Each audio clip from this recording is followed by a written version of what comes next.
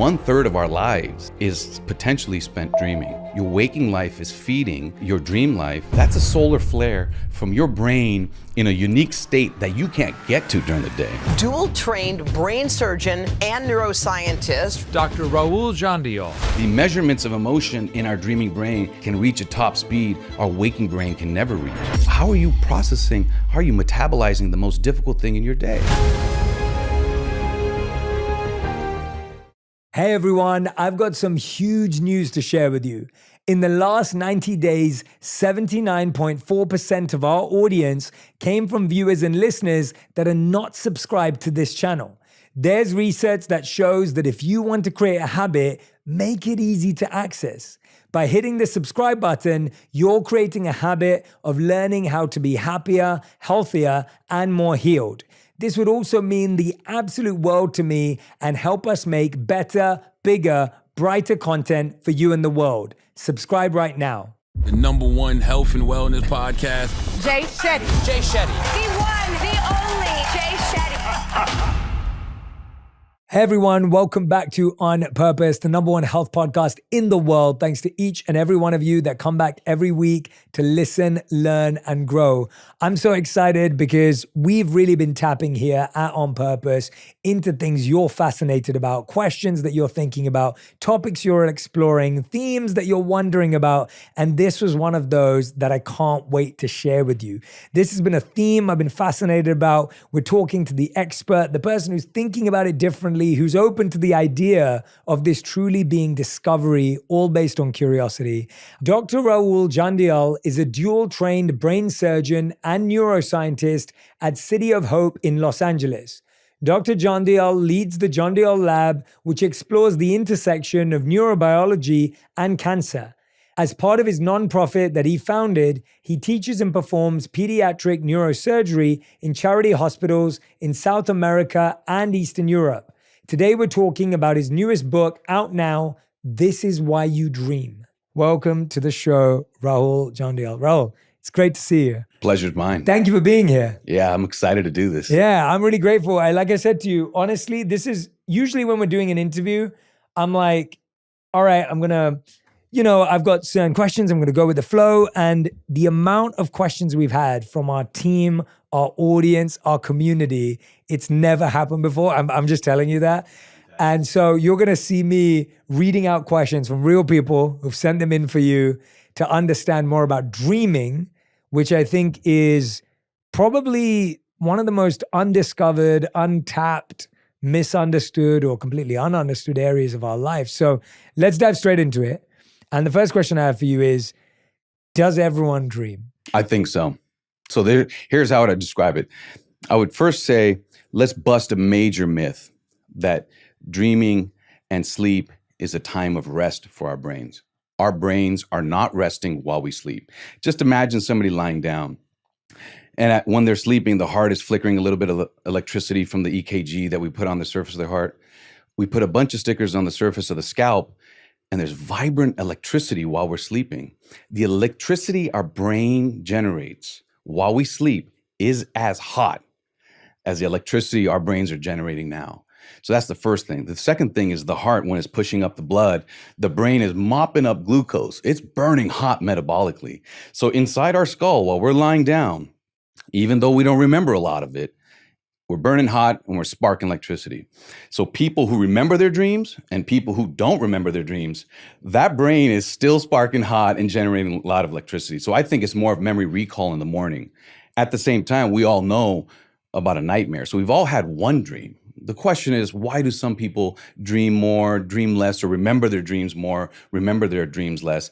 And that's something I think is related to the variety of human experience. We don't hold our waking thoughts to the same rigid contours, right? So our dreamscape, our dream life is individual between us. And we remember more when we're younger, we remember less as we get older. And then in certain diseases, dreams come to the rescue. And it seems now that at the end of life, like with my cancer patients, dreams return, and they're filled with reconciliation. You would think in their struggle, like, they would be dark, but they're actually positive. So those patterns of dreams are there. The brain electricity is firing while we sleep. And that's the sort of foundation from which I try to find meaning in dreaming. Absolutely. I mean, the book is called This Is Why You Dream. Why do we dream? And why is it important for us to understand why we dream? Because I think a lot of people say, yeah, I dream sometimes I don't. Who cares? What's the big deal? But I'm fascinated by it. I know a lot of people are. So why do we dream? And why is it important to try to understand why we dream? It's not a big deal. It's completely off for those people who think it. If they understand 1/3 of our lives is potentially spent dreaming. And the brain shuts us down, answer. right? It's just 1/3. Like that can't be passive. Yeah. And it puts you down, right? Like you get sleep pressure. Like I gotta sleep.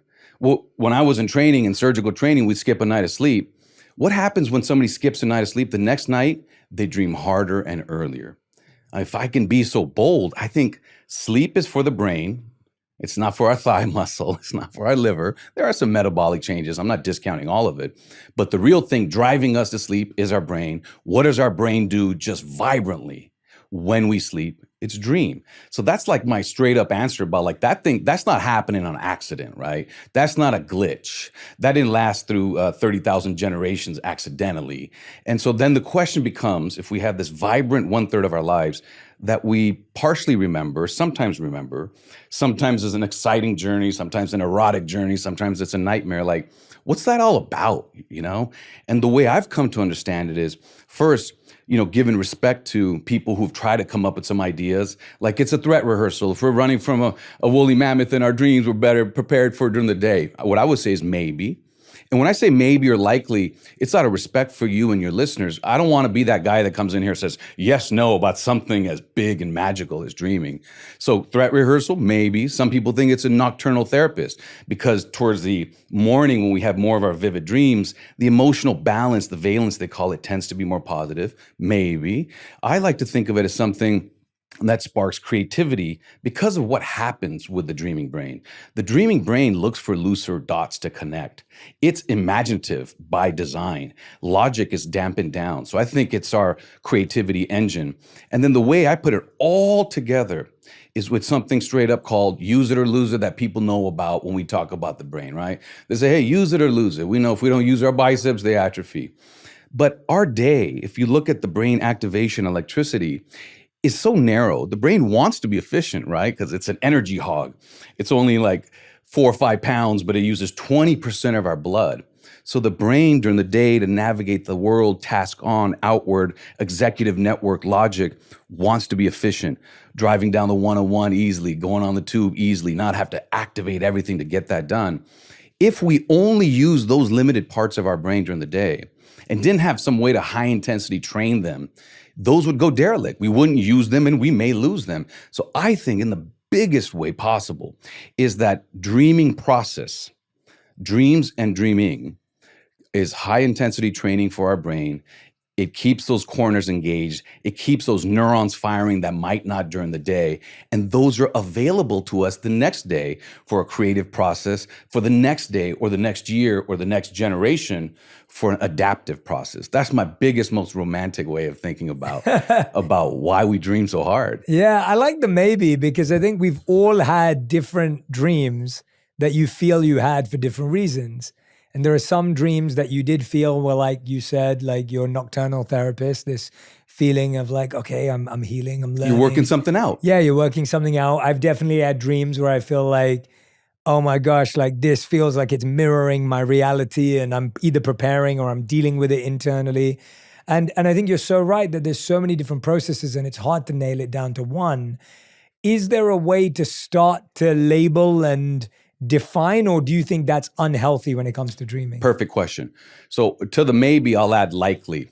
Not yes and not no. When it comes, my dream, your dream, infinitely wild. Okay. But what happens when you start looking at 10,000 dreams?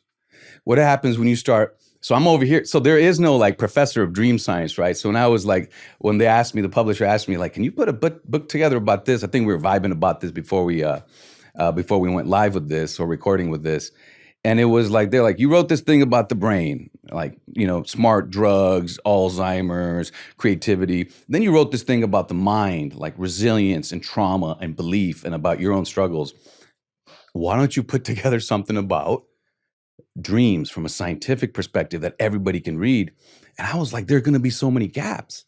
And they said, then let us know where the gaps are. Say maybe, say likely, and say, I wonder, I believe. And that's what I've tried to do in the book. But to your question about when I started this process, when I looked at not your dream, my dream, but 10,000 dreams, Aristotle's writing about lucid dreaming.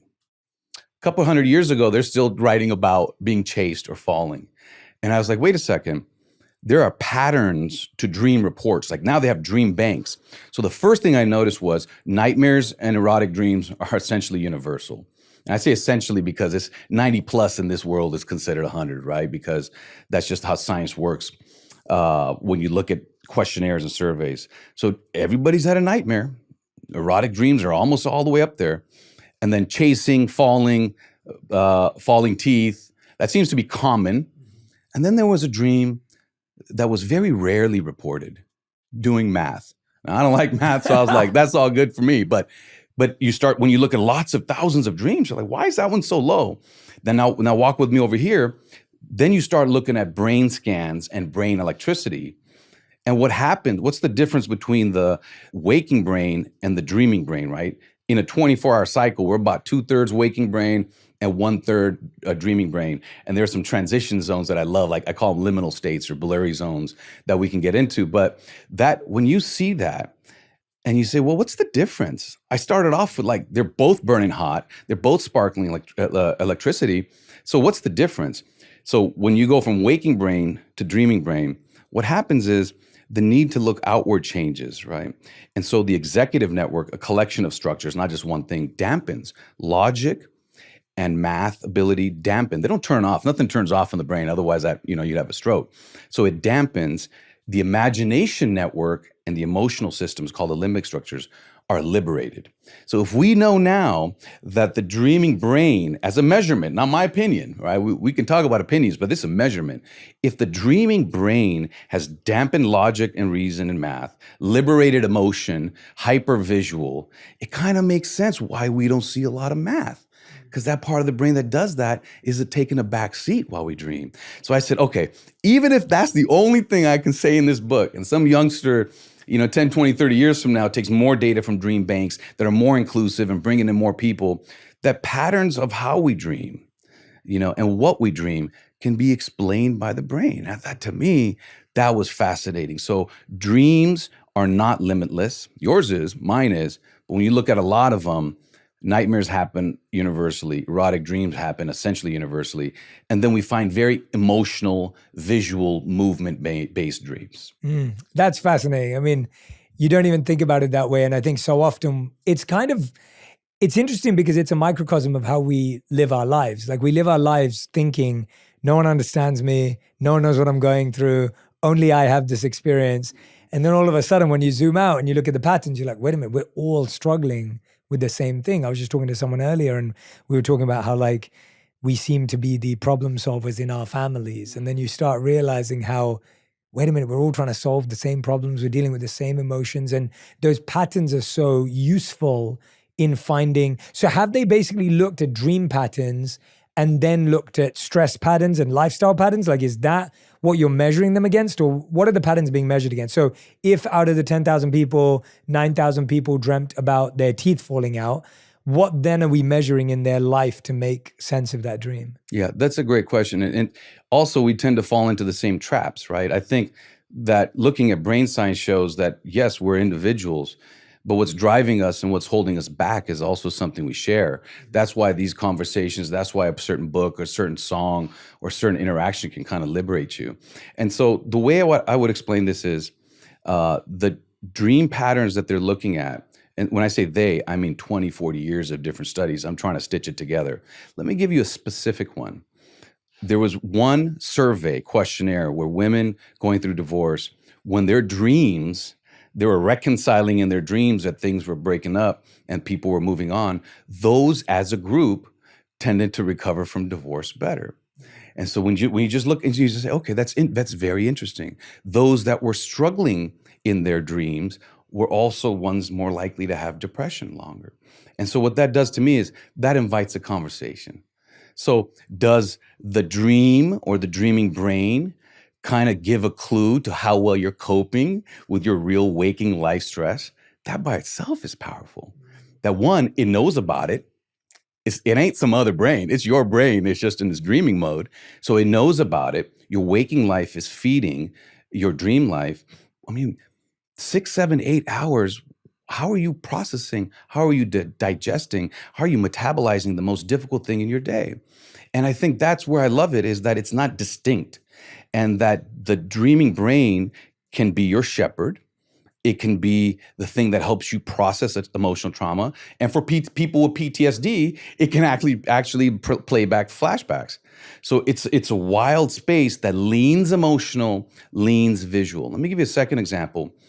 With my patients, end-of-life cancer patients, dreams are expansive, positive, filled with reconciliation as they're asking for surgery and all that. You would think they're all going to be horrific because it's dark times. Stress as well. Stress, right? You would think day stress is turned into dreaming stress, but the connection is not clear.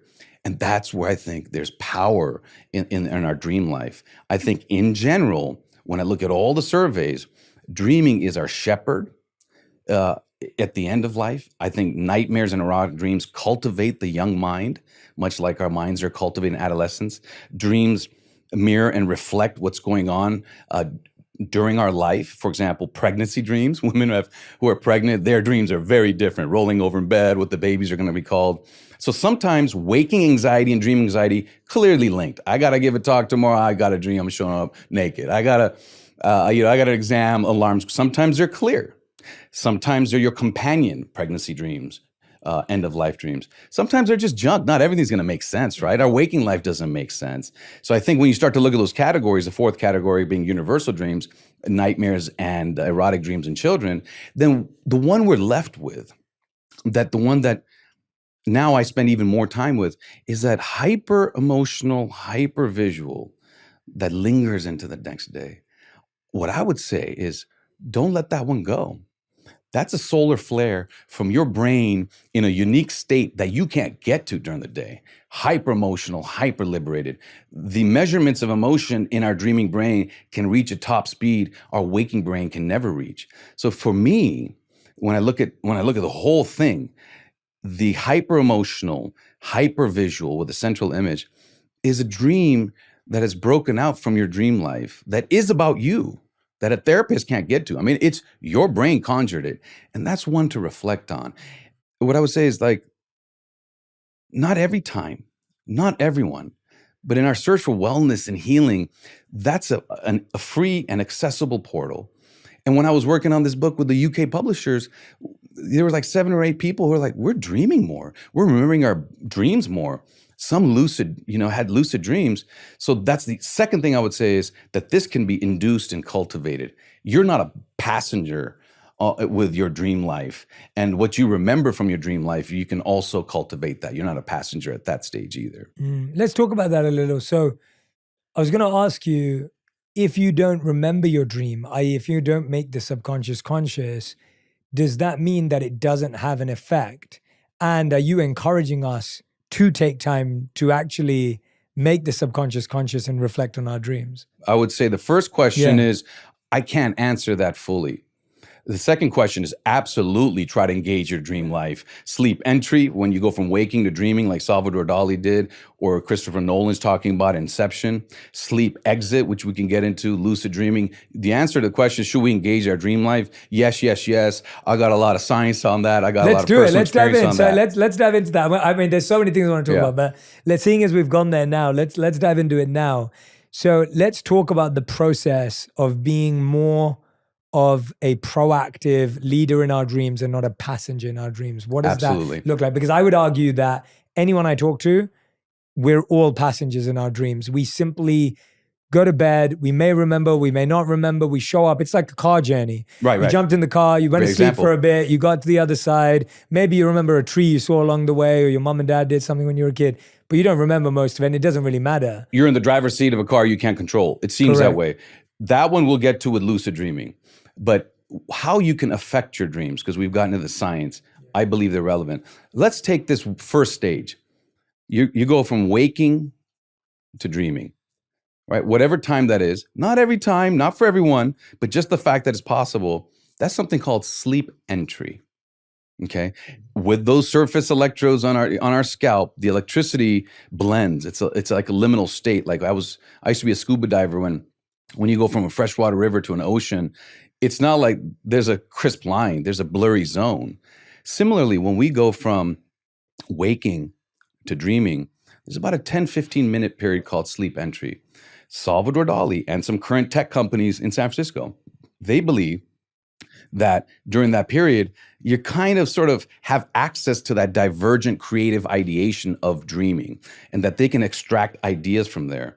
So much so, Thomas Edison with the light bulb would fall asleep in a chair, and when he'd fall asleep and he'd startle himself awake, he'd write down what he was thinking. That was a scene in Inception, right? So I'll bring the science in, but that's there. Christopher Nolan's talking about that. Salvador Dali wrote a book about that. You know, his stuff is real, and so what that period is the first entry into dream life that you can still hold on to. And what we're finding is that people have more interesting ideas. They have more divergent thinking and creative ideas at that window. But to be clear, your trouble at work, you got to create a project. Is that going to guarantee it? No, but it's a habit of respecting that transition liminal zone as a portal to a state your brain is not in when you're awake or not in when you're dreaming, right? So that's one thing that people can do to cultivate. In that same area, some people feel and report, questionnaires and surveys, not measurements, that what you think about at that time will be more likely to populate your dream life, whether you remember or not, and may lead to the aha moment the next day. Let me give you a specific example. I'm a cancer surgeon. Cancer eats up blood vessels and tissue in different ways. On challenging cases, I'll flip the images through as the last thing I go to bed thinking about. And somebody asked me this in London. They said, well, did you dream of surgery? I said, no, I've never dreamt of surgery, but I have a lot of dreams of scuba diving, navigating mazes, going through forests. Wow. And so what I concluded, is my opinion, is that it's a three-dimensional space. And I know I'm working on a three-dimensional creative project, and that my dream life is somehow rehearsing that, practicing that, providing me with that maneuver in a complex surgery. When I say, man, that was, where did that come from? Sometimes I think it wasn't like, in this scenario 6, I will come up with solution 4. Yeah. No, like things arise during our waking life.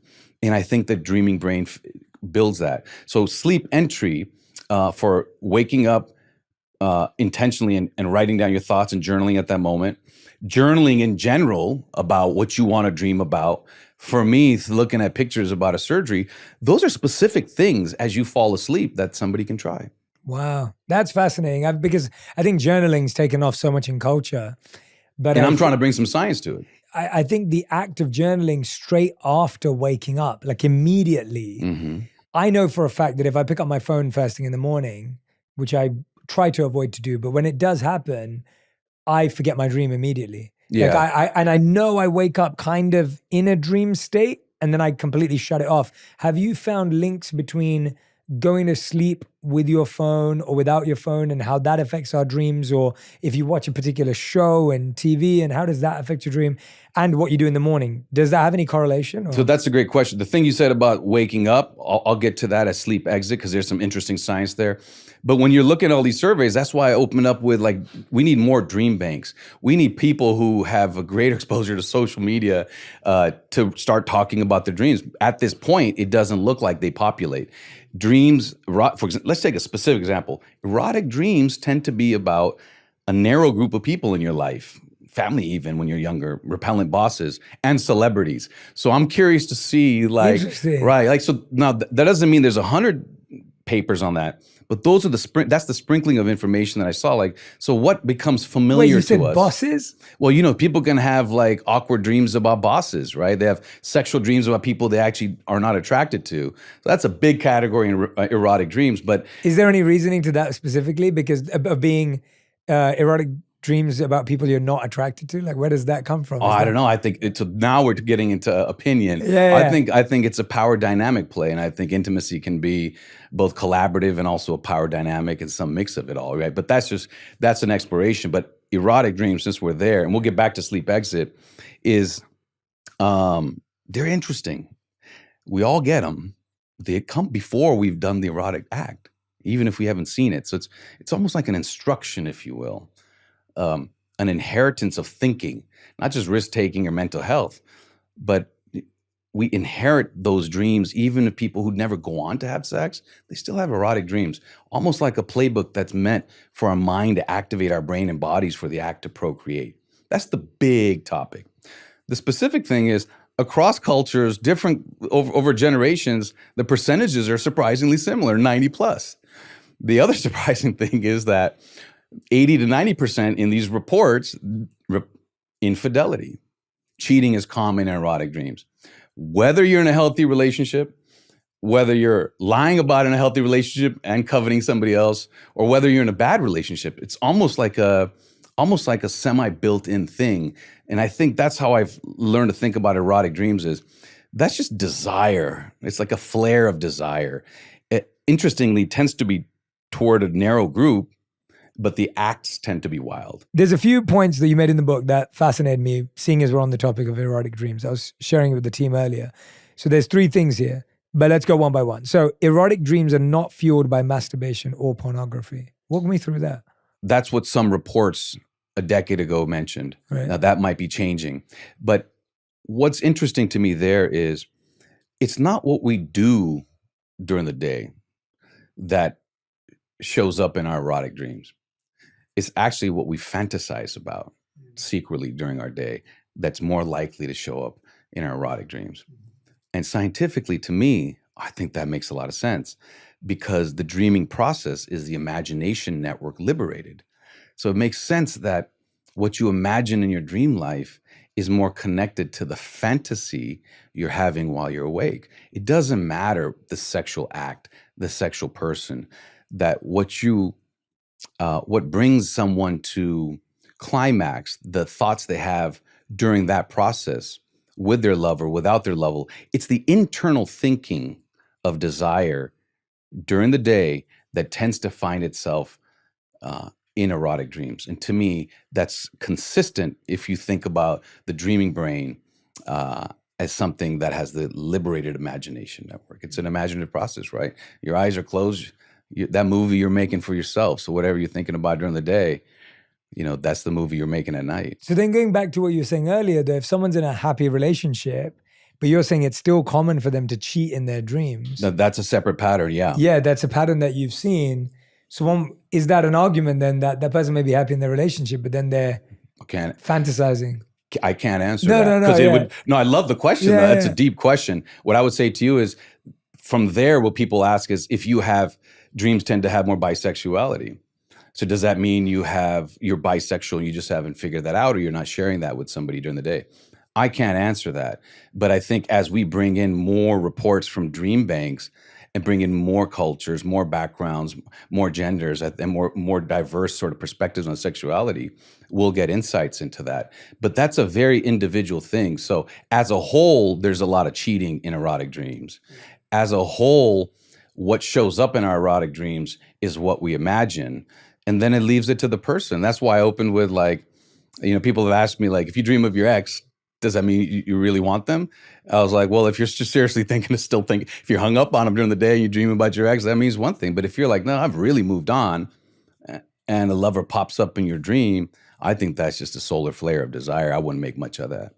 I think that's the hard part, right? I think what we don't know is how seriously to take some of those dreams. A dream or not. Because I feel like a lot of people, exactly like you just said, you have a dream about something, you're thinking, oh God, maybe I need that, maybe I don't. And is that a lack of self-awareness? Is it because the dream is not clear? Like, how do we How have you thought about that as you've reflected on dreaming? How do we get better at knowing whether to take a dream seriously or not? Because I feel like that would help solve so much of our conundrum or dilemmas that's created by dreams. Yeah, it's a big question. It's a big question. It's a big question. And I would love to know your thoughts. Yeah, my opinion about it is that one, dreams should not be neglected. Okay, nightmares, if they pop up and they arrive out of the blue, they shouldn't be neglected. I think dreams that are flashbacks after PTSD obviously should not be neglected. So there's some dreams that have an easier rule to follow, if you will. But then what about those other dreams that you're bringing up, right? Like intensely emotional, that linger with you during the day, and you're wondering, like, wait a second, is that an insight to myself that I don't even have yet about myself? Should I discuss this with a therapist? Should I discuss this with my lover? And I think the way I've started to reflect on my dreams a bit more is that when they are hyper emotional, it's an invitation to look at your life differently. All right. I feel like I'm doing well. I'm high achieving. I'm doing this. I'm not, you feel like, no, it's fine. I'm dealing with a broken relationship. But if you start having nightmares, or if you have emotional dreams that are filled with fright or regret, I'm not saying that there's never an automatic link, right? Other than showing up naked at a podium or alarm not going off. But the one that's powerful, haunts you, doesn't make sense. That's an invitation to think about something. And back to our original conversation, to me, that's a life well examined, is paying attention to the emotional, powerful dreams that you have that linger with you. The dream is symbolic, to get to your answer in the most specific way. The dream is a metaphor. The dream is symbolism. Because from the dreaming brain, and you've hyper-visual, hyper-emotional, it's not going to spell it out for you. It's going to be metaphorical. It's going to be symbolic. Specific example, Vietnam veterans who had PTSD got better. They start going through divorce. And they're struggling. They're not dreaming of divorce. They're dreaming of war again. So the experiences you're having, they're an invitation to reflect. The meaning is metaphorical and symbolic, all based on how the dreaming brain is built. And it's personal.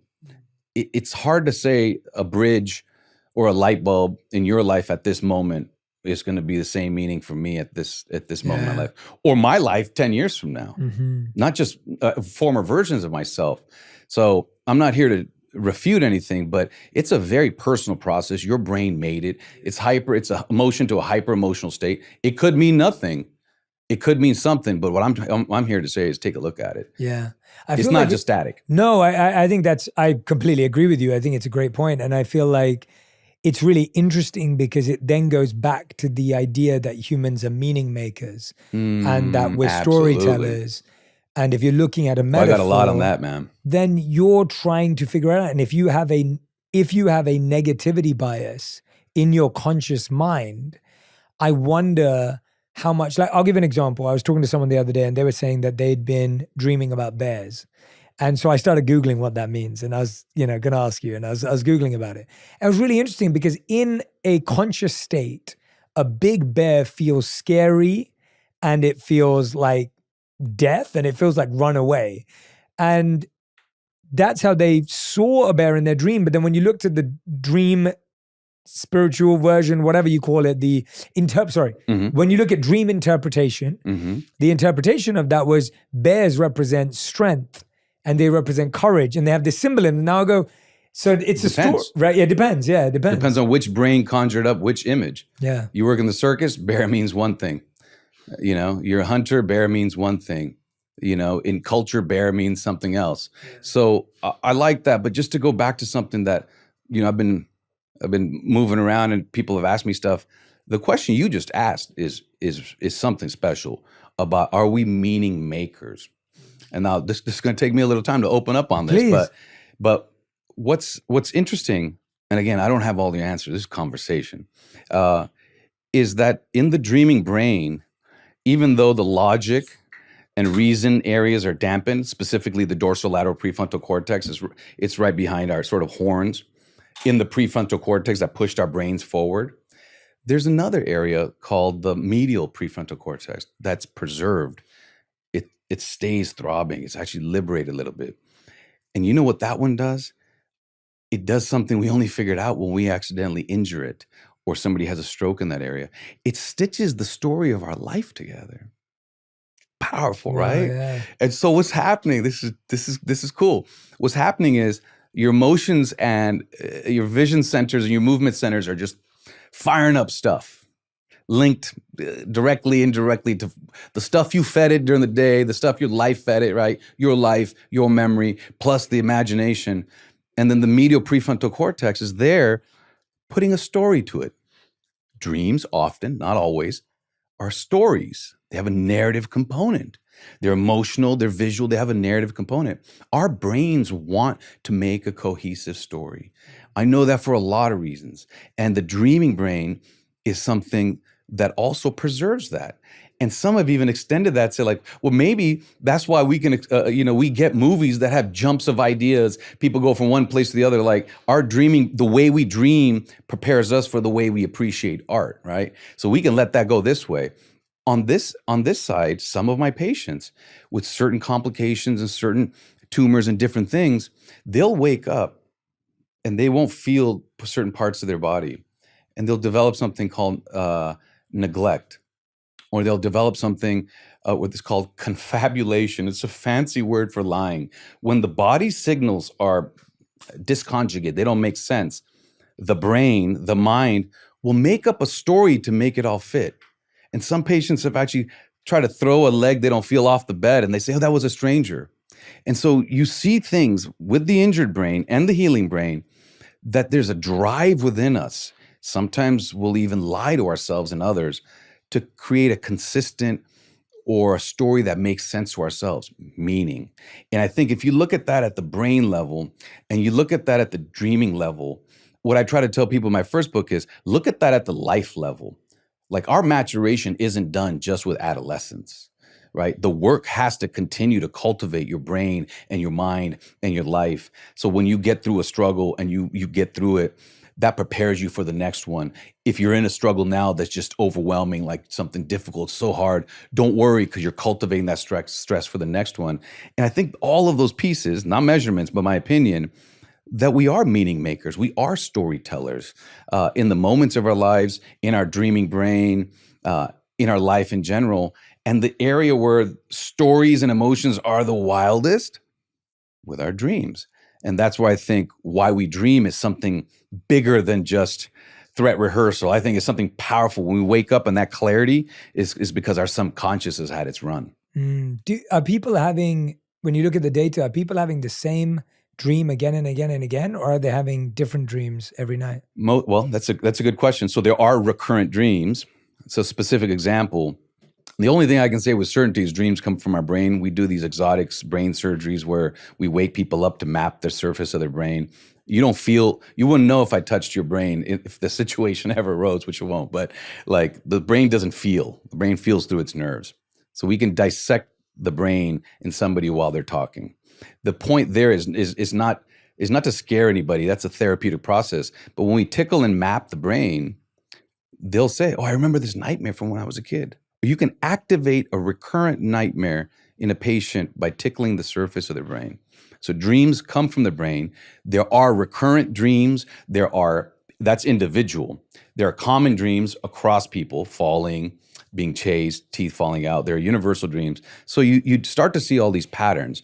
A recurrent dream is a loop of electricity in that part of your brain that pops up again and again. It must be, because if we take a little faint pen and tickle it and you have that dream again, that's built into the electrical flows of your brain. So we have to step back a little bit when you ask those questions, because there are so many different dream types and dream experiences. I don't want to give a single answer, but recurrent dreams are loops of electricity that happen over and over again. We can actually activate that. And then universal dreams, common dreams, and rare dreams is how I conceptualize it. What does someone do if they have a recurrent dream that they don't want to have anymore? Big question. Okay, so let's look at that. So now we got the foundation, waking brain, dreaming brain, hyper-imaginative, hyper-emotional. You're creating the events of your dreamscape. And I found this to be very powerful, that nightmares, since we imagined them, the treatment for nightmares is something called imagery rehearsal therapy. Now, I'm not a therapist. I mean, I take care of a lot of cancer patients. I'm more than 10,000 in my life. So there's a cultivation that I have benefited from them trusting me. So I think I have some sense of understanding of human nature. But therapy, when you try to help somebody through conversation, talk therapy, right? That's great. It seems to be effective. That's out there. What they're finding is imagery rehearsal therapy is a new thing where imagine what you want to be. Imagine something you don't want to have. And when I read that, I was like, I don't know if I can sink my teeth in that, until I started reading about nightmares and learning about nightmares and across all different sciences, that if you practice before you go to bed, going back a bit to your saying that we can actually feed our dreams, if you practice a new script for the ending of your nightmares, you can re-script your nightmares through something called imagery rehearsal therapy. People can look it up. And not every time, not for everyone, but just the fact that nightmares can be re-scripted is powerful. That you think you're out of control, but you can feed your dreams, you can steer your dreams, and lucid dreaming is the prime example of that. And that therapy can guide you to a better conclusion of your dream. I love that as a scientist because it's the imagination network. You've imagined this nightmare, and it's powerful to think now you can actually imagine a different kind of ending for this nightmare. To me, that's all scientifically consistent. And to me, that's why I think it's powerful to look at dreaming as more magical, more fascinating, that it is being driven by certain brain processes, right? Yeah. So you don't wake up and say, that's a glitch, that's static. No, there's something drove that. Learn about the engine behind it, and then reflect about the meaning about it. Yeah, for sure. I mean, I can relate to that. I feel like there have been parts of my life where I've been able to code the emotion and feeling and script that I wake up with by what I put into the code before I go to bed. And so at one point in my life, when I was trying to wake up early and I didn't enjoy it, and my reaction to waking up early in the morning would be, I'm so tired. I just want to stay in bed. I just, and I wanted to wake up early. I believed that was a worthy pursuit and a habit to invest in. And so I would, before I went to bed, I would say to myself, I am waking up energized, happy, and healthy. And so even that re-scripting in the evening, I found I would wake up and I would be saying that to myself when I woke up. And there was this direct link between a script that I didn't have it written in the morning, I didn't have it there, but that repetition would carry over in the morning. And I found whenever I used it, it worked. And whenever I don't use it, I can still wake up and feel, oh God, why am I waking up so early? And so I've sensed moments of that, or I've had experiences of that. And that coding or that imagery rehearsal therapy that you mentioned, I would love for our audience to practice it, community to try it out and see how it shows up in your life. Because I think what we don't realize is you're subconsciously rehearsing anyway. Oh yeah. Right? Whatever you do, the work is going on. You're doing it. Work with it. Yeah. Whatever you're watching, reading, seeing, that is imagery rehearsal. It's just not therapy and it's not conscious, but we're doing imagery rehearsal throughout the day and before we go to bed. And it adds a big question here. So when you say something like that, it ties into positive thinking, wish fulfillment, all these nebulous terms that I think some people really embrace, other people poo-poo and they say that can't be true. What I say is something in the middle, is that through studying about dreams and dreaming, I've learned about what's the biology of how what you just described about, I think about something before I go to bed and it helps me wake up and I'm feeling it more, I'm thinking about it more in the right way. That's just out there, right? That feels like there's a kite flying above our head. What I'm trying to get people to understand is the dreams, if they can be defined, are thoughts, emotions, and activities that are actually happening at the brain level. That's what's sparking all that electricity. If I'm running in a dream, the motor strip that moves my legs, the neurons there are firing. The signals just aren't getting through. So then what that does is it opens up a whole new world of athletes practicing the shot in their mind, positive reinforcement, going to bed and re-scripting your dreams, right? Journaling. People are okay, so there's brain activity that's leading to this mind that I want to get my mind to lean a certain way. and the brain activities driving that. And so the people say, well, how that happened? I would give you the example of placebo. And so when you believe a medicine is going to help you, even if I tell you, look, there's nothing active in it. That's just like sugar. That's just something that has no capacity to change by the pill itself, the physiology of your body. But belief is enough to make people feel less pain. And I can give you a scientific explanation about how that happens. Belief, you're armed with neurotransmitters. That electricity that we're measuring, the chemicals that are floating around, think of the brain as like 100 billion microscopic jellyfish, and there's like electric storms and waves of neurotransmitters flying around in there. When you believe, the pharmacy of your mind is actually releasing chemicals and things that generates different electricity that alleviates pain, that prepares your brain and mind for rescripting the nightmare, that makes positive, gives you the scientific basis possibly for positive reinforcement, positive relationships. Like these are actually not just emotions, but they're working at the level of the brain. That's powerful. Yeah, no, I love that. I love that description. And as you were saying that, I was thinking about this. It's all coming back to an intentionality, a programming, like what I'm hearing from you is just this idea of get active, get involved, be conscious, be aware.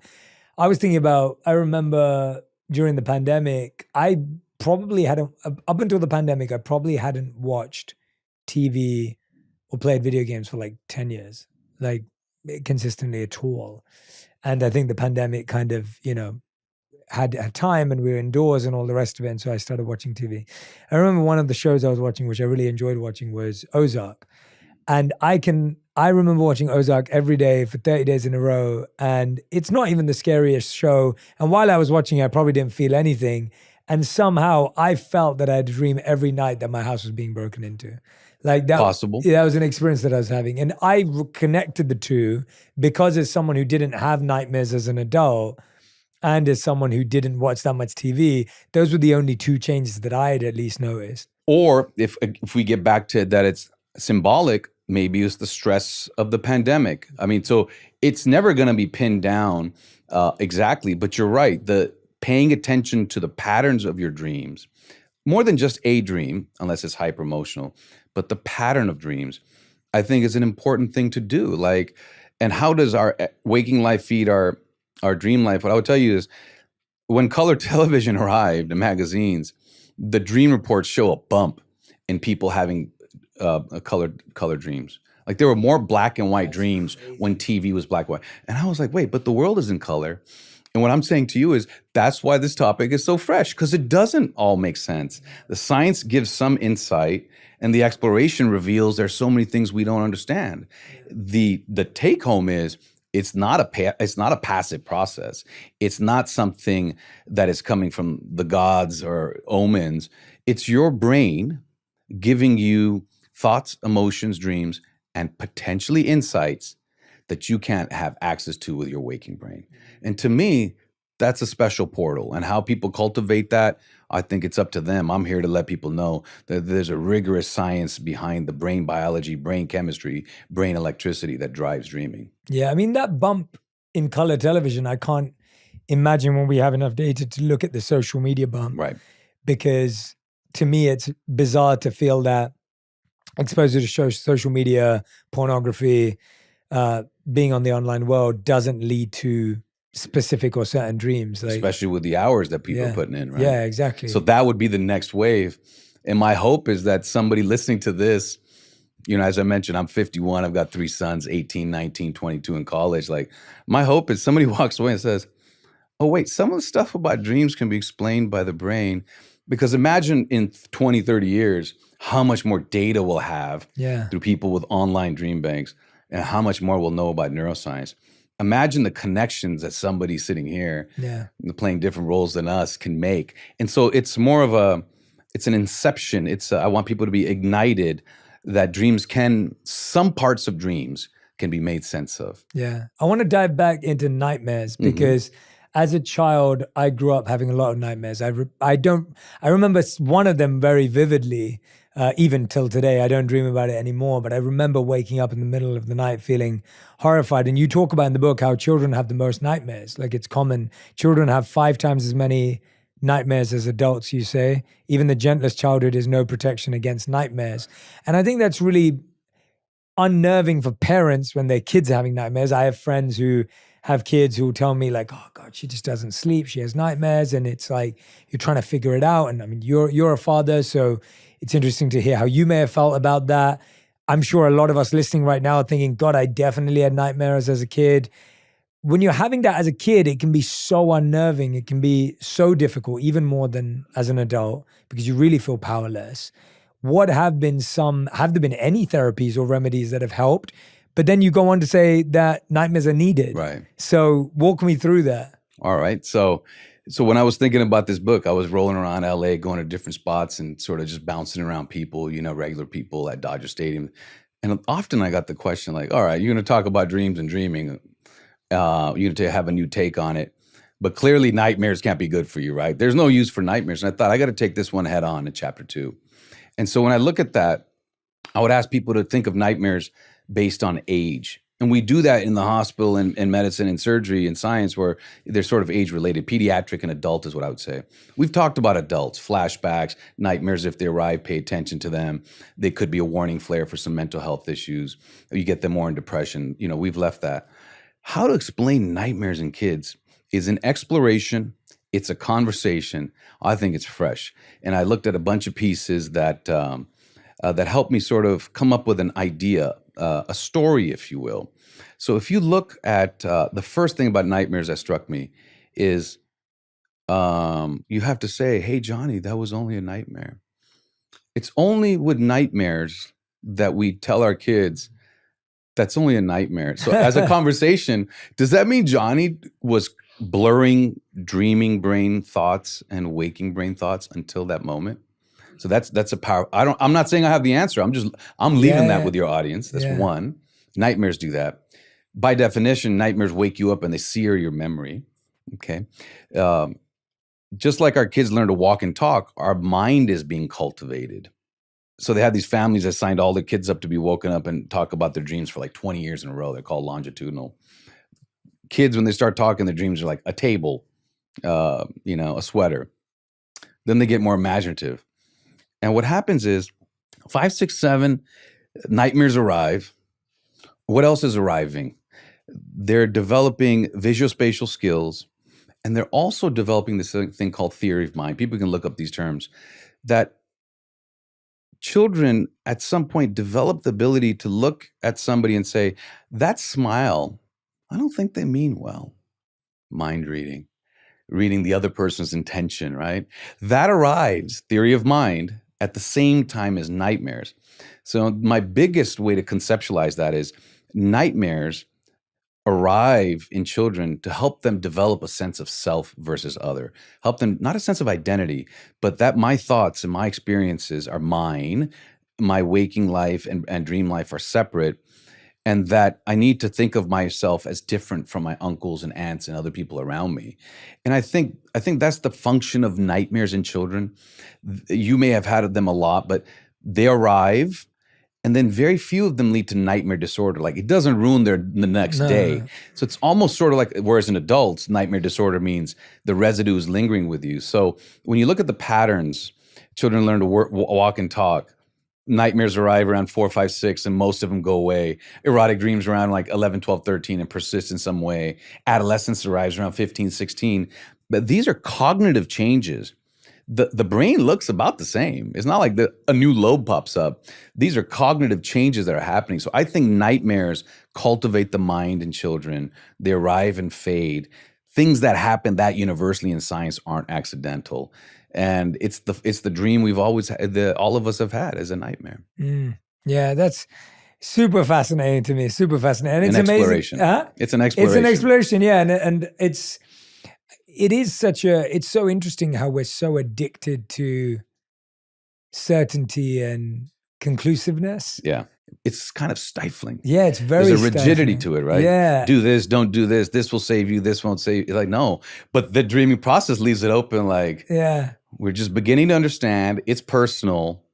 keep digging, keep exploring, fail better. Yeah. I think that's what that all shows us. Why I feel like what the conversation we're having exposes a weakness that we have across so many areas of our life, which is that we're uncomfortable with uncertainty. Yeah.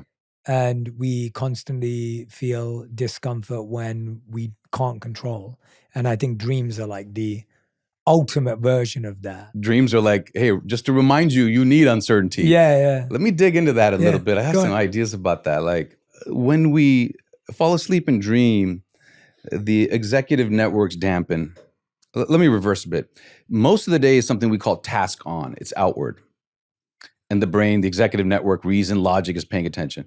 Of course, food scarcity, right? Woolly mammoths, it makes sense. Those who are best at paying attention outward, navigating the world, and using as little amount of calories and brain energy, that seems like that would be a natural adaptation. Well, what I would tell people is when we're not task on, the brain doesn't rev down like your computer, like goes, and then you have to hit the keyboard to pop it up. No, it creates a mental life of its own. All right, that's the imagination network. So during the day, we're mostly executive network outward, but if there's nothing to do, like with mind wandering or things are safe, we turn back into our own head. Dreaming is the example of that, but just suffused with like uncertainty. And so the question becomes, the day is so focused on thinking, calculating, adrenaline is up. Adrenaline finds the signal in the noise. They've done studies where they've changed that. And then the dreaming brain is kind of the opposite. Adrenaline comes down. You're looking for looser patterns, divergent thinking, designing a car, not fixing an engine. To me, the uncertainty that the dreaming brain goes through, that's our genius built in. We actually don't want to become too rigid in our habits. It might be okay today, going on the freeway or going on the tube, as we mentioned, but that's not the process your brain needs to be in to be the most adaptive for heartache, for falling in love, for a kid getting sick, for the uncertainty the environment will give us, and the uncertainty we almost want to engage in love affairs and adventures. I think that's the balance.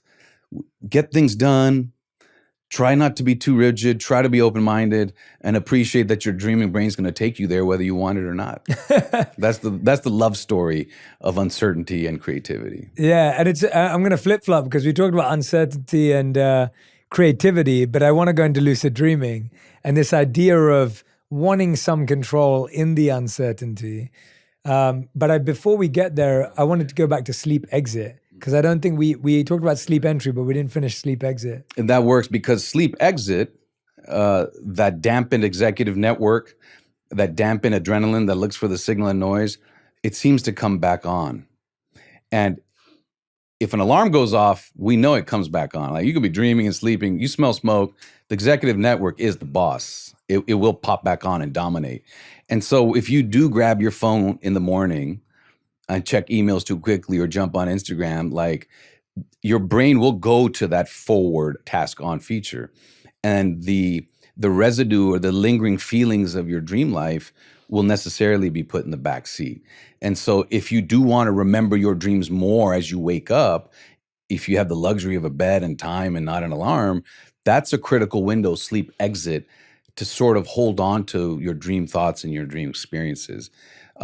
It's an imperfect process, but I can tell you people who have tried, they get better at it. And again, it's free, it's accessible, it's from your own brain. I think it's one of those habits that I've incorporated in my life for the last 5-10 years. I get So what up. exactly? Yeah, what exactly? So what I do is if I have the luxury, because I do now, I didn't for a long time. I mean, the phone calls and pagers are going off in the middle of the night. And now it's more like, if I wake up in the morning, I try to linger and I try not to move.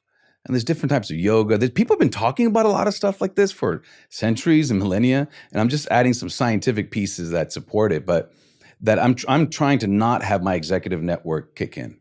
I'll keep my eyes closed. I'll run through some thoughts. Oh, that's interesting. Hold on to that. Why should I do that? Like I have my sleep exit thinking or moments, if you will.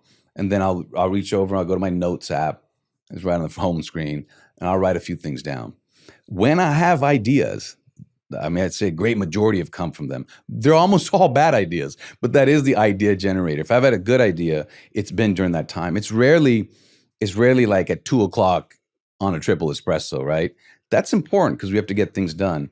But the dreaming process, sleep entries we talked about, and sleep exit, I think are interesting portals where there are sort of blurry liminal states that we have a different type of thinking without it being just like wildly psychedelic. It's measured, but it's a fresh perspective. It's a different take on the things that are important in your life at that moment. Yeah. I mean, even the language of sleep entry and sleep exit is so powerful. Well, I gotta, but this called hypnagogic and hypnopompic. So the first thing I'm out there is like, stop using these words that suck, right? They're like, those confuse words people. are terrible. Yeah, I'm so glad you didn't use it. Yeah, I mean, Yeah. but even hearing you say, I've never heard the word sleep entry and sleep exit before. Yeah, and I framing it personally differently. really like that language because I think we don't think about it like that, and it's so funny how we enter buildings, we leave Yeah. buildings, we enter spaces, we leave spaces, and sleep is kind of like that. And we are talking about evening routines and morning routines, but this Never is the- almost a bit more intimate to both sides of that.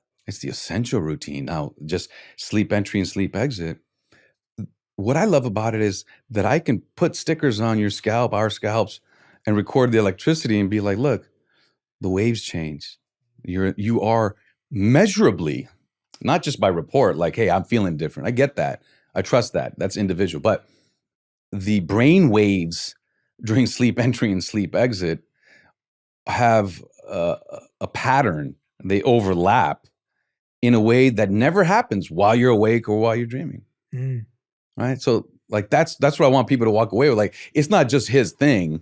He's looking at the fact that he can measure that this is a different space right now. Yeah, yeah. No, that doesn't mean it's powerful or not. That's for you to figure out. But we can measure sleep entry and sleep exit, and it looks different on a 24-hour cycle of brainwaves. And how long does it last? Well, it's different for different people, and people seem to cultivate it. But Salvador Dali, he's written about it, said, anywhere from 2 to 12 minutes. That's how long you have. Yeah, but it's personal, but it's real. And it's for everybody to figure out for themselves, But I like the 2 to 12 minutes. It gives us a gauge Sure. as to how long do you not let your executive brain turn on in the morning. And because there's science, there's tech companies coming up with a little, your iPhone or Apple Watch is tracking your stages of sleep. And when people are in that sleep entry, it'll buzz them to wake up, like Dali tried. And that's their way of write down what you're thinking now as sort of the tech approach to creativity. It's interesting, right? Talking about the tech approach, again, another tangent, because it's so fascinating. Yeah. I'm like completely obliterated any form of structure, but it's great. Where do you see the cross-section of AI and dreams?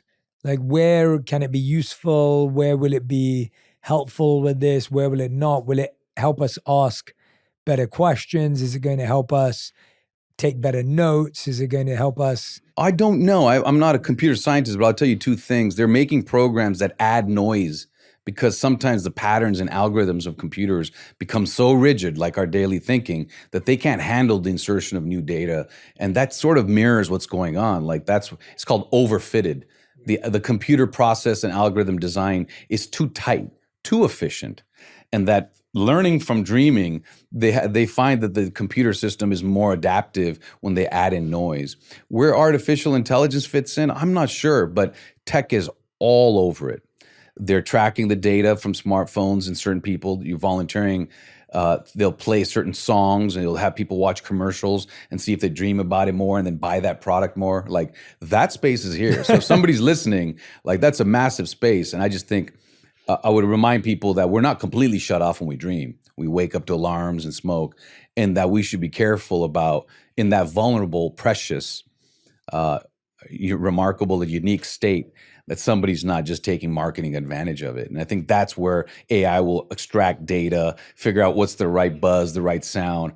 And just to riff on this a little bit, like 100 years ago, they were like, people were asleep and they'd put their hand in like a bucket of water to see if they had more dreams about water. In the modern version, they're going to be taking your data and trying to fine tune like the song, the scent, and the picture to put, to throw at you to try to get you to buy stuff. So Oh my God. I'm a bit like dystopian about that because I don't want, I'm private, especially in my dream life. Yeah, absolutely. No, I feel like some of my favorite movies have been about dreams. You mentioned Inception.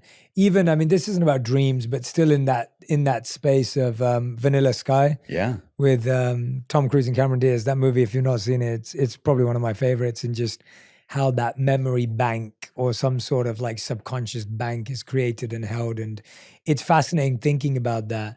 There's a few more things, Rahul, that I want to go over with you from the book, which I think are so interesting for people. I want to talk to you about, before we get into lucid dreaming, I want to talk to you a bit about how dreams can predict the future. And I think a lot of people worry that their dreams, their thoughts can create reality. Subconsciously, somewhere we feel that. Like, I know people who have illnesses or like, oh, I manifested this, like I made this happen, or like I have a disease and oh my God, I saw this coming, or you know, that kind of feeling. Warning dreams. Yeah, warning dreams. And that almost feels a bit worrying as well, because often when you have that warning, you're now constantly replaying it and thinking about it while you're awake and while you're asleep. Can dreams predict the future, especially when it comes to health? In one specific way, dreams can absolutely predict the future of your health. And we'll get into that. That's Parkinson's. But in general, for cancer, for other diseases, it's hard to tease out whether my patients had the diagnosis and then sort of reverse thought, like, I think I had a dream about that.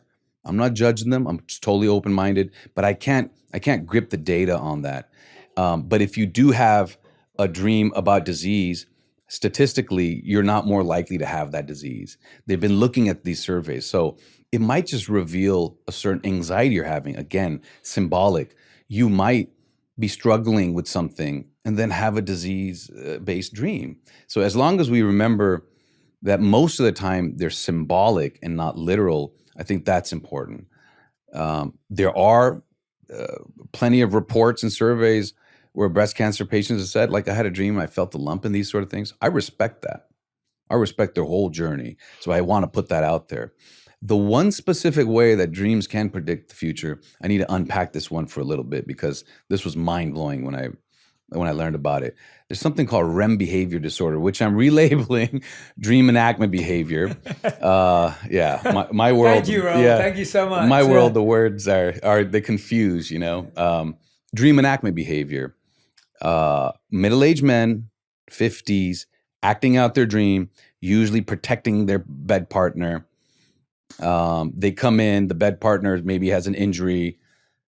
Those men, 94% of the time, and that's essentially in medicine, it's universal, 15 years later will develop Parkinson's.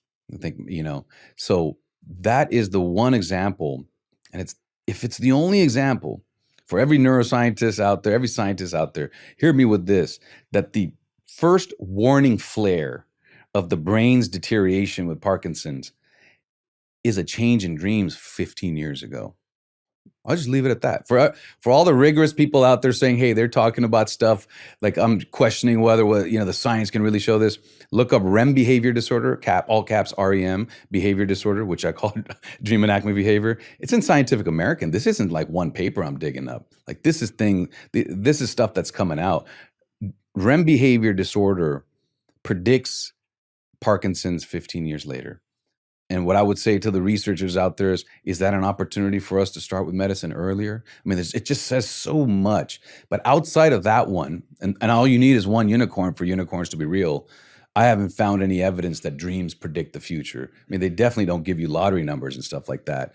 But at a more grounded level, they don't necessarily predict what's going to happen to you. But what happens to you may be because of what the dream is symbolically mentioning. You're going through a difficult time and you lose your job and you have a dream about losing your job. So I can see where those connections would form. I just don't have any. So I'll leave it as a maybe. It's so interesting how, again, it goes back to this idea of when you get a diagnosis or something happens, you then go back to finding that point. Like, it's almost like you've been dating someone and you knew they were wrong, and then when they break up with you, you're like, I knew it. You replay it all. Yeah, you replay it, and then you see right. all the red flags. And again, there's nothing wrong with it, but it's that feeling of I remember and I know, but we're not always good at trusting our gut in that moment. You know what I'm saying? Like there's not a feeling of, it's almost like, again, and I'm not discounting anyone's experience, but I find even I do it. where you're living your life and then something happens and you go, oh, I knew it. I knew it. There was a part of you that sensed it. So I would call that hunch and instinct. Yeah. And I think we connect, if I may. Yeah, please. In the moment as we navigate uncertainty, and because we're not just reflexive creatures, right? There's this thing called counterfactual thinking. Like, I can run out, if this happens, then that. I can play scenarios out. And you know what does that? The imagination network. The same thing that's liberating dreaming. We create a mental workspace. What if this happens? What if this happens? What if this doesn't happen? As we navigate the uncertainty. So it's not just, pull back from a hot frying pan or, pull back from a scorching rock if you're a lizard, right? Those are reflexes. We have the ability to choose.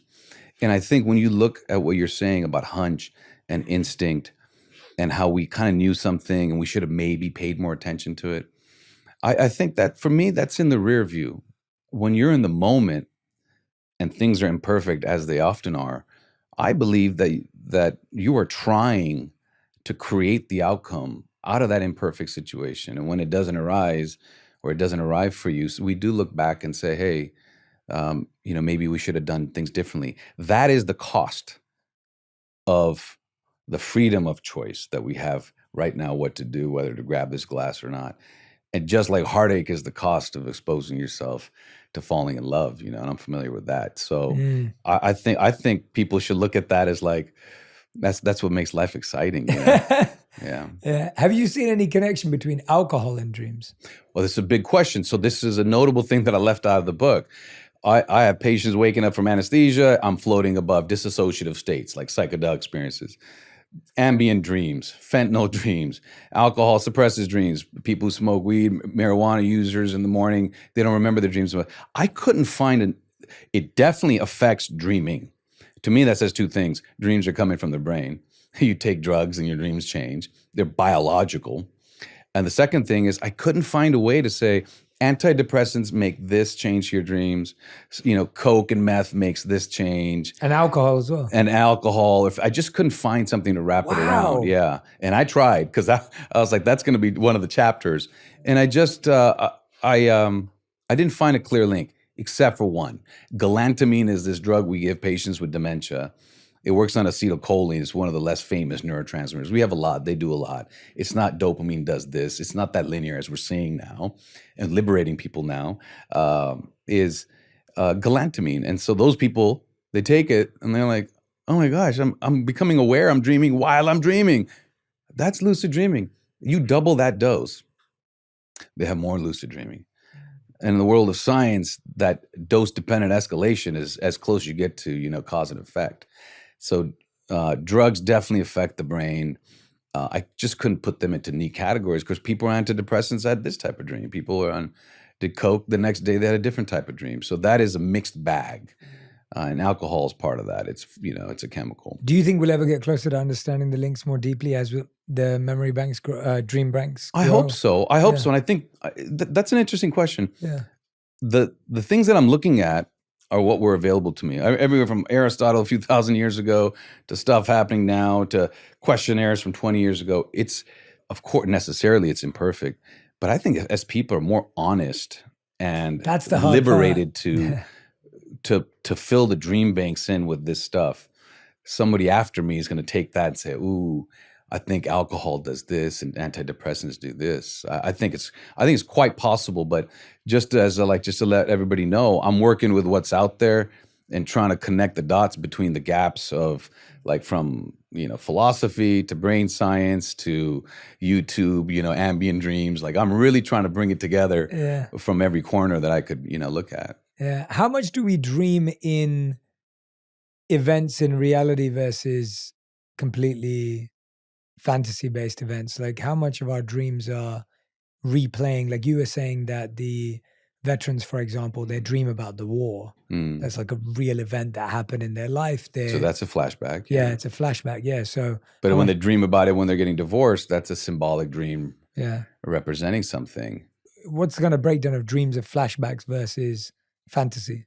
I think PTSD flashbacks are clearly replay of a bad experience in your dreamscape.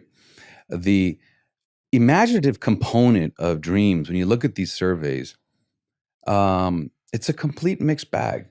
But what I will tell you is that I'm trying to just add the information here to your question, which is a good one. But how much of our dream life is a replay versus just completely cooked up by the imagination network? I get that. That's a good question. And what I would say is, in flashbacks, it's a replay. If your dream is falling, that's not a replay, but indicative of something. And then there's most stuff is in between. It's highly visual, highly creative, jumping from social situations to visual situations.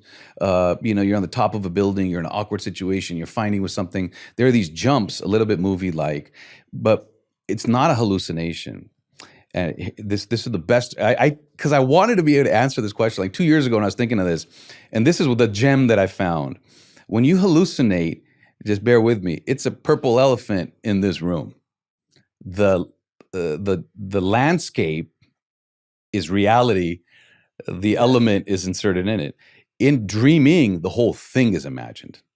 And so I would say the entire process of dreaming leans heavily imaginative. Got it. That's the best answer I can give. No, that's a good answer. Yeah, no, it's interesting to me because I always wonder, do we ever dream in a space we've been in and seen in, and even I think then, all of it. I think all of it. I mean, so you have memory of places you've been, and then you can imagine, and dreaming has access to both of that.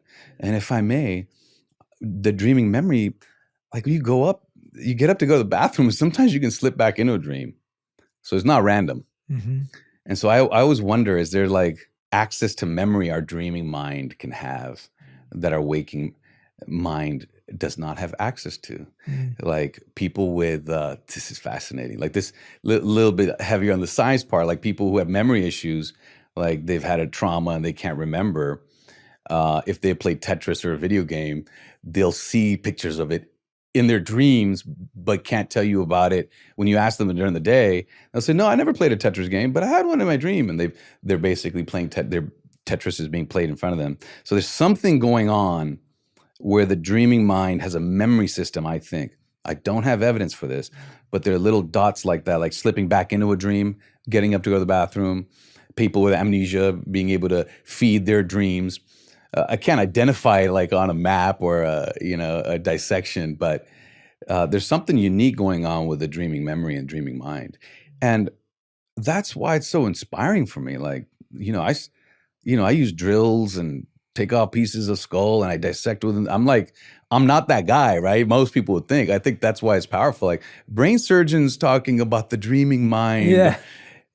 But that's what it's done for me, my man, is like 51 years in, 10,000 patients, operating in like 10 countries, sons, wild love affair, heartbreak, all of it, intense relationship with my partner for 30 years, like all of it. And you start to think like, I think I'm getting a sense. And then putting this book together, it's almost like a rebirth. That's too much of a statement, but like, oh, wait a second. There's a dreaming mind memory system. Wait a second. Parkinson's, the first flare is a change in dreaming patterns. So just when I thought like, I think I'm figuring this out, I'm excited to have the lens with which I approach the world reset. Yeah. And that's what dreaming has done for me. Let's talk about lucid dreaming. We've been kind of like peppering it in the whole time. First of all, let's just define, and a lot of the questions I ask are very simplified. And the reason for that is because I think a lot of these terms, ideas are out there and most people don't even know. And I think as you're simplifying language from a very scientific point of view, my goal is to try and simplify topics that we all hear about, and you might even hear about in a conversation and you're sitting there going, I don't even know what that means. Yeah. I don't know if anyone knows what that means, but we're all pretending to know. So it's like, what is lucid dreaming? How common is it? And then how do we do it? So let's go through those three phases. Lucid dreaming, here's the way I would explain it to you. First, a little bit of a story about it. When I was constructing this book, I said, lucid dreaming, oh no, I don't want to cover this. There can't be any science for it. 2 out of 9 chapters are on lucid dreaming. Yeah. And so again, that's it's refreshing for me. And the most rigorous science on dreaming is about lucid dreaming. So we talked earlier about the waking brain and the dreaming brain. Now we know that there's a sleep entry and there's a sleep exit. in the middle of dreaming, in the middle of the night, some people become aware, hey, I'm actually dreaming. And they become aware of the dream. And somebody might say, well, why is that unusual? Well, most dreams are in the rear view. You wake up and you say, oh, whoa, that was a dream. But like I had a vibrant one last night. And only when I woke up, I was like, wait a second, okay, that was only a dream. But when the dream was happening, I was fully inhabiting the dream. The dream was happening in my mind, right? And at the neuronal electrochemical level. So sleep entry, sleep exit, lucid dreaming is the return of awareness, allowing people to know that they are actually in a dream while dreaming. Okay, not in the rear view like I had this morning.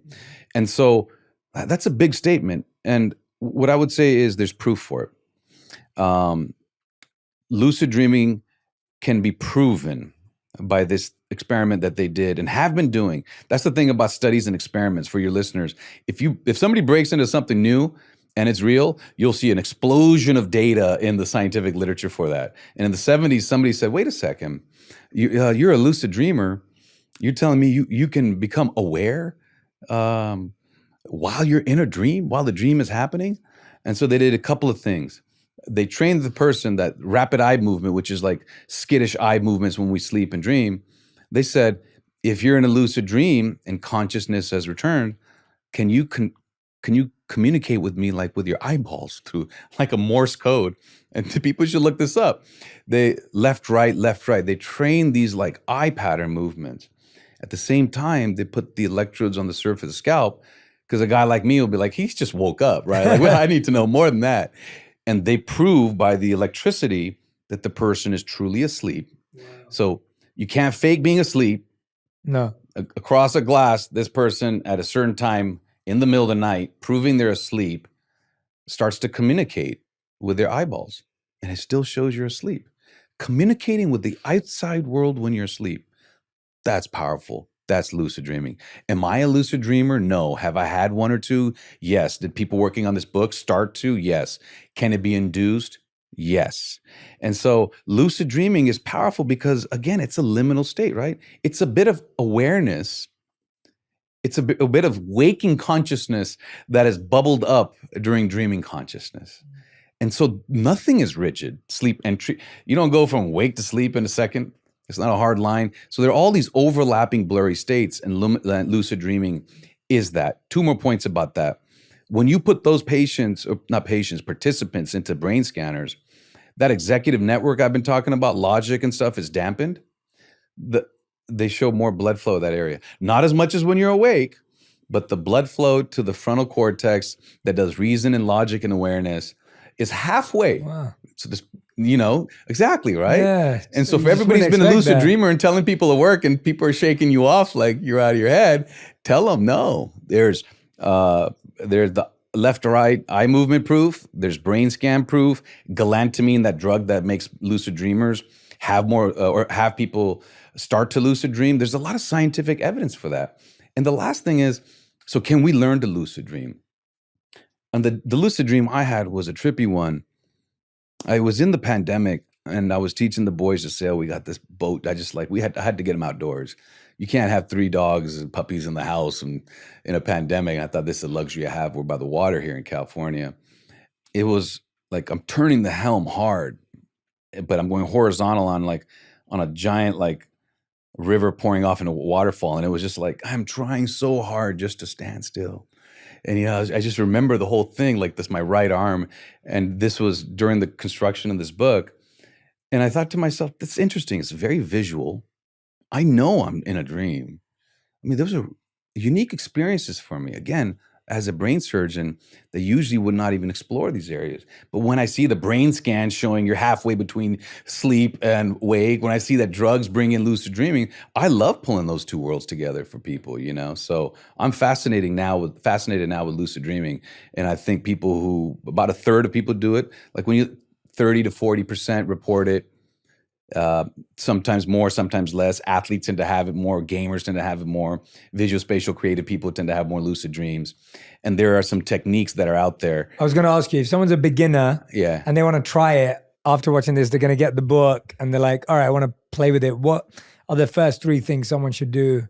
First thing they should do is look up MILD, lucid dreaming, mild technique. So there are a lot of techniques written about since antiquity.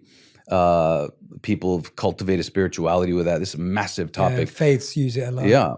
So mild technique. And what it is waking up a bit earlier than you plan to or should, and then trying to hold on to consciousness and waking life as you drift into sort of back into sleep.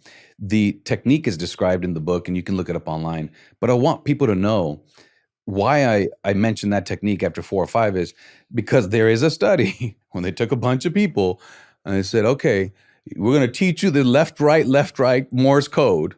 You practice this technique, then we're going to get you in the sleep lab. It's not my experiment, or it's not my investigation. We're going to get you in the sleep lab.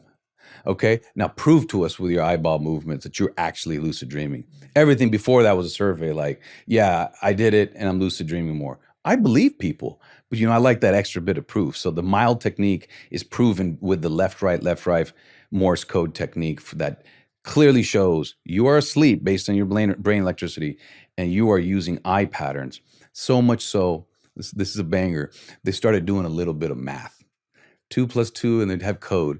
And somebody says to me, I think I was in Paris, and I said, wait a second, you said the dreaming brain doesn't do math. I said, yeah, but I also showed you the brain scans that show a bit of awareness and has come back, as does the bit of ability to do math. So I love seeing those pieces come in consistently. That's brilliant. Rahul, from all your research, you've done, tons of research, tons of reading, looking at studies. I feel one of the biggest things that I'm taking away from this is often the questions we're asking about our dreams are the wrong questions. We're asking like, what does this mean? Is this, is this real? Like, what should I do with this? What would you say are the best questions we should ask when we've woken up after dreaming? What should we be looking for?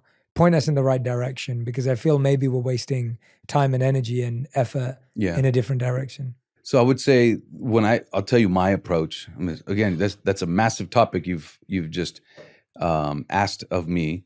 Is one, there are dreams that clearly reflect your waking anxiety, showing up late, alarm doesn't go off, showing up naked at a podium because you're worried about public speaking. So some don't require you to spend too much time on them. Number 2, there are universal dreams, nightmares and erotic dreams. We've talked about that a little bit. Number 3, there are dreams that are just static, Let's not hold dreaming thought and emotions to what we wouldn't waking thought. There's a lot of stuff we do in the day we don't even hold on to, right? Similarly. The 4th are genre dreams, pregnancy dreams. Massive lifetime events are happening. Massive lifetime events are happening in your dreaming. That's consistent. The ones that I would say to people are to focus on are the ones that are hyper emotional, and they linger into the next day. You can try to cultivate it with the morning technique. We talked about a slower rise, not switching to email and Instagram too quickly. But the hyper emotional dream is one to reflect upon. Here's why. The emotional systems of your brain, called limbic structures, and the brain has the reptilian brain inside our throat, sort of back there. That's instinct. It makes you take a breath when you're underwater. Above it developed the emotional brain, much like what my dog has. They have intuition. They have instinct.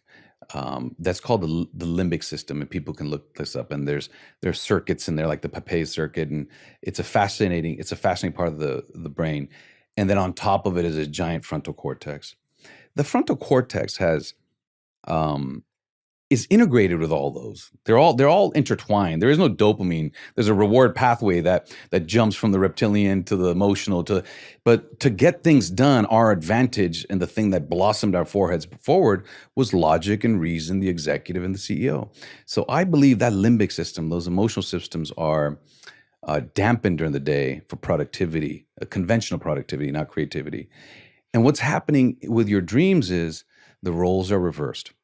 And the emotional systems can achieve a top speed that your waking life can't. So if you have emotions, thoughts, and experiences from a hyper-emotional, hyper-liberated brain, that's the one to reflect on within your life. And I've given a few specific examples. And the process of reflecting what it means, it's individual to you. If you are having nightmares and you don't have them, and you think your day, wait, my day is fine. I'm having a lot of nightmares when I don't. Let that be a warning sign to reflect more upon yourself.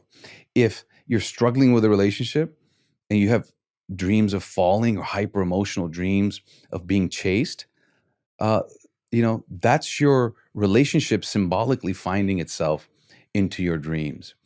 If you are at the end of life and you're having a lot of dreams about reconciliation, that's the dreaming process coming to your rescue. At the end of life, dreams serve a different function. I think they bring a solace, and there's evidence coming out now that even when our heart is stopped, the last thing a brain does is have one massive dream in the last minute or two, potentially experiencing the universal feature of near-death experiences. So know that a hyper-emotional dream comes from a hyper-emotional state that's individual to your brain, and that no one can give you, no one has access to. And maybe it's your responsibility to turn over that feeling and those thoughts and to pause for a minute and take all the information coming at you, take all the stuff you've gone through, and actually step aside for a little bit and say, hey, what was that solar flare from my mind? And if it's useful to you, great. If the process helps you remember those more, great. But if you just have that 5-10 minutes during your morning where you just remember that you were not resting the night before, that there was something wild and vibrant going on, and you got a glimpse of it, what it means is up to you, but definitely don't neglect it. Well said. Dr. Rahul Jandial, the book is called This Is Why You Dream. If you don't have your copy already, make sure you grab it. We dove into some of the themes, some of the topics. There's so much more inside this book that I believe you're going to love and appreciate so that you can dream better, dream bigger, and dream more beautifully as well, which is what I wish for each and every one of you. Rahul, is there anything that I haven't asked you that you want to share that is on your heart and mind intuitively that you believe is important for our community? I think there's too much judgment going on in the ways that people approach life. And some people think they've got it all figured out. And some people on the other end saying, I got nothing figured out. And I got to tell your listeners, I've been in that entire range. And I would say a couple of things. I would say, I think the dreaming brain and mind is a genius built in that gives us resilience. And resilience, I want to leave people with a brand new definition of it, a psychological definition, that there's systemic resilience and processive resilience. Systemic resilience is what you bring to the fight, and processive resilience is what the fight brings out in you. So wherever you're at, you're equipped with your dreaming brain as your ally. And I think, to me, that gives me a source of strength, that there's this process cultivating me, protecting me, preparing me for the next day. That's on one side. That's Rahul speaking emotionally, right? On the other side, when you sit here and you say, man, this brain surgeon is trying to rock this stuff about the brain and mind and all that, I'll leave you with something I did not know in neuroscience, right? I got a lab, I got a PhD in neuroscience, I'm a brain surgeon. You start to think you're like the expert at it. But there are things in exploring dreams and dreaming that I was surprised. Like, how did I not know that? Because it would have changed all the ways I would have acted through my life. I would have been more open, more exploratory, more willing to accept other people's experiences, because it doesn't all have to make sense, even to the uber expert. So I leave people with something to search online called paradoxical kinesis. Paradoxical kinesis. It's called, we can't explain why you move that way. That's my street translation for that medical term. But what it is those same patients that have dream enactment behavior, they act out their dreams, and later on their Parkinson's develops and their brains wither. The strangest thing is, when the Parkinson's sets in and their voices are stifled and their movements are rigid, when they act out their dreams, their voices are big and their movements are fluid. The dreaming mind somehow can access the body in a better way, in a more fluid way, in a more in tune way than the waking mind can. And that's what I like to leave people with. Like, I'm excited about this. I hope you guys are too. So Rahul, you talk about how naps lasting 60 to 90 minutes can boost learning and creative problem solving by 40%. Why is this, and when's the best time to take a nap? The napping thing is big these days, and people are finding it's not work harder, work longer, and all that, but try to work with the different states of mind and brain that you have. And napping, if you get to 60 or 90 minutes, people have done surveys and asked people to nap with puzzles, and they find entering the dream state or the sleeping state, which again, as we've talked about, is imaginative, is divergent thinking, that they solve problems better. They have more solutions to riddles. And the big point there for people is there's a utility to napping. You're not lazy because you nap. And if you can do it in a way that doesn't disrupt your sleep later on in the day, I think that's another, in the world of hacks, I think that's the hack that we've all got built in. Can you dream in that 60 to 90 minutes? Yeah. Have those dreams shown to be any different? I can't answer that. There isn't data on have those dreams shown to be any different. But I would say one condition is narcolepsy, where people fall asleep suddenly and there's information coming out from them. They suddenly fall asleep and then they wake up and they enter a dream state. But that's a whole space that's opening up, the utility of naps. And it doesn't have to be every day. It doesn't have to be rigid. And if you have a big event or a big project coming up, I think personally what I've tried is just shutting your eyes in a quiet space and allowing that mental workspace, allowing yourself not to be task on and drift inwards in your thoughts. Whether you actually fall technically asleep or not, to me, that's been advantageous. Yes, absolutely. I agree with that. And I know many athletes who do that as well. Before a big game or before a big performance, you're not necessarily falling asleep, but you're in off mode, definitely. And also, last question I wanted to ask you was the question that Helena mentioned. So a lot of people, when they're in sleep entry, they feel like they're falling. Why does that exist? Why do people have that experience? I don't know if I have an answer for that. And I've seen the reports, but I couldn't tie any science to that. But sleep entry, falling asleep, is a time where activation of the movement centers is pronounced. And falling is actually a movement. It's not, you think, oh, running is a movement, falling is something that happens to you. No, but the activation of the brain when people fall, it has to do with the motor strip as well, motor sensory. So during that transition, there may be a link there. Yeah, it's even interesting language like falling asleep. Like, I guess you're falling onto your bed, but the idea of falling is just, I don't know. I like entering. I find language really fascinating. And when I look at like falling to sleep, I'm like, that doesn't make any sense to me. Like, beyond falling onto a bed, which doesn't necessarily create a restful, peaceful feeling. Take that back 2,000 years and we memorized it by heart. And that's when we thought the heart was the center. So absolutely, language shapes the direction of our mind. I mean, the power of words, and people are finding handwriting it activates more part of the brains than typing. And so definitely the communication and storytelling and building meaning, there's something there. Yeah. I'll explore that hopefully in the years ahead. Yeah. I think sleep entry and exit is brilliant language though. That has really stayed with me, and it's making me think even more intentionally and insightfully around those intimate moments just before waking up, especially those 2 to 12 minutes that you said before you go to bed and after you wake up, because evening and morning routines make sense, but there's an even more special time there that could be managed. Yeah, that morning time for me, sleep exit, is definitely something I put to use. A lot of the ideas in this book, I'd read something, I'd be flipping through a bunch of papers. I'm like, what does this mean? What does this mean? And then it would be in the morning, maybe that. Yeah. Not a guarantee, but definitely a space to explore. Yeah, amazing. Rahul, so we end every episode of On Purpose with a fast five, final five. These are questions that have to be answered in 1 word to 1 sentence maximum. And these are your final five. So the first question is, what is the best dreaming advice you've ever heard or received? Try to remember them more. Okay. Second question, what is the worst dreaming advice you've ever heard or received? Dreams are meaningless. Question number 3, a dream you wish you'd have more often. Falling in love the first time. Question number 4, a dream that you wish people would have more often. Reconciliation dreams. Dreams of forgiveness, dreams of letting go. And are those ones that we can train ourselves to have? I don't know, but those are the ones that some people report toward the end of life. And I just wonder if we had that more in the middle of our life, we would have less regrets, and we'd be less encumbered by the fuss of the day.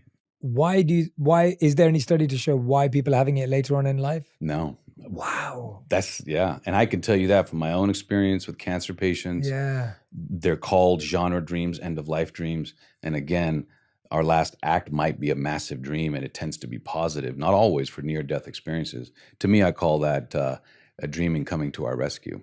Yeah. Could you imagine? You're so right. If you could have that earlier on, like all that wow, beef, all that fuss, you know. It's a great answer. You know, I wish I could have let it go earlier. Yeah. Fifth and final question. We ask this to every guest who's ever been on the show. If you could create one law that everyone in the world had to follow, what would it be? Yeah, before you speak or act, do your best to imagine yourself in that person's shoes. Great answer. Dr. Rahul Jandial, the book is called This Is Why You Dream. Thank you so much for joining us today. If you don't already, make sure you follow Dr. Rahul Jandial on Instagram, across social media. Grab a copy of the book. We'll put the link in the comments and the caption section.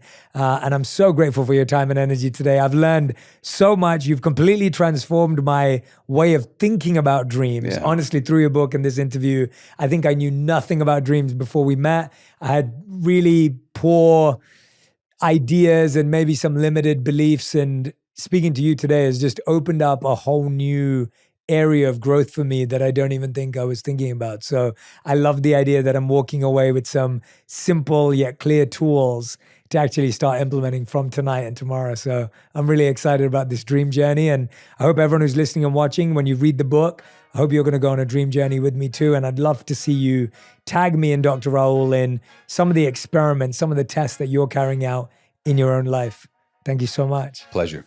Thank you so much for listening to this conversation. If you enjoyed it, you'll love my chat with Adam Grant on why discomfort is the key to growth and the strategies for unlocking your hidden potential. If you know you want to be more and achieve more this year, go check it out right now. You set a goal today, you achieve it in 6 months, and then by the time it happens, it's almost a relief. There's no sense of meaning and purpose. You sort of expected it, and you would have been disappointed if it didn't happen.